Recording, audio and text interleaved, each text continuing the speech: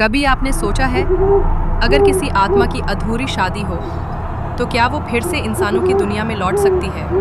क्या एक आत्मा इंसान से शादी कर सकती है? आज मैं आपको ऐसी एक सच्ची और डरावनी कहानी सुनाने जा रहा हूँ जो एक शांत गांव में हुई, लेकिन आज भी वहाँ की हवाओं में चीखें गूंजती हैं।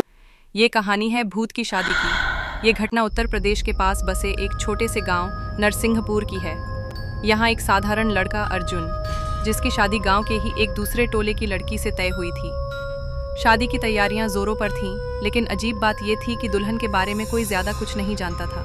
बस इतना पता था कि बहुत सुंदर है और परिवार काफी गुप्त तरीके से रहता है। शादी की रात आई, बारात पहुंची, शहनाई बज रही थी, ढोल नगाड़ों की आवाजें, लेकिन दुल्हन पूरे समय घूंघट में थी।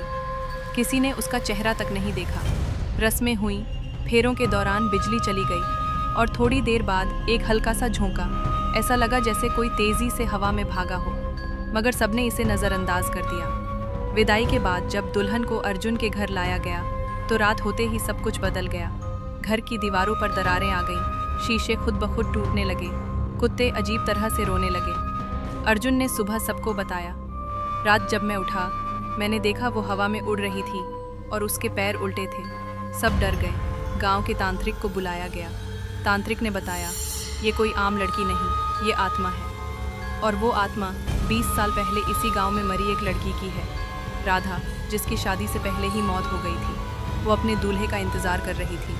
अब शायद उसने अर्जुन को चुना है। अर्जुन पागलपन की ओर बढ़ रहा था। वो बार बार उसी दुल्हन को देखने लगता, बात करने लगता, जबकि बाकी किसी को वो दिखाई नहीं देती थी। एक दिन वो घर से भाग गया। गांव के बाहर के पुराने मंदिर में उसने उस आत्मा से शादी की। खुद मंत्र पढ़े, खुद सिंदूर लगाया।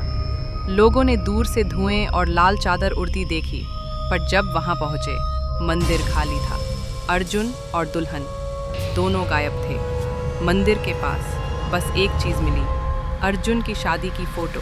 लेकिन उस फोटो में अर्जुन के बगल में कोई नहीं था, खाली जगह थी। आज भी हर साल उसी दिन रात 12 बजे उस मंदिर से शहनाई की आवाज़ आती है और कोई परछाई दोबारा उसी शादी को दोहराती है। गांव वाले उस दिन घर से बाहर नहीं निकलते, क्योंकि वो मानते हैं वो आत्मा अब अकेली नहीं है। अब वो और उसका दूल्हा दोनों मिलकर उस शादी को बार बार जीते हैं। क्या आपने कभी किसी आत्मा की शादी देखी है? अगर आपको अकेले में कोई शहनाई सुनाई दे तो एक बार पीछे ज़रूर देख लेना, शायद कोई आपका फेरा पूरा कर